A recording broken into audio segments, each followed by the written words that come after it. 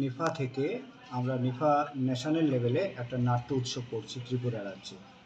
আমাদের ইনগরেশন হবে সুকান্ত একাডেমিতে 23 তারিখে বিকেল 4টে থেকে ইনগরেশন। তারপর আমাদের সেদিন 4টে নাটক মঞ্চস্থ হবে এবং প্রথম দিনের প্রথম নাটক আমাদের ত্রিপুরা রাজ্যের একটি বাংলা নাটক থাকবে।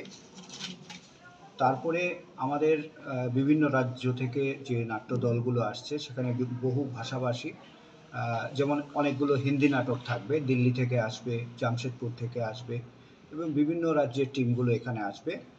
আমাদের মূল উদ্দেশ্য হচ্ছে ত্রিপুরাতে নাটক হয়, বাংলা নাটক নিজেরা করেন, নিজেদের উৎসব হয়। কদিন আগেও একটা উৎসব হয়ে গেছে।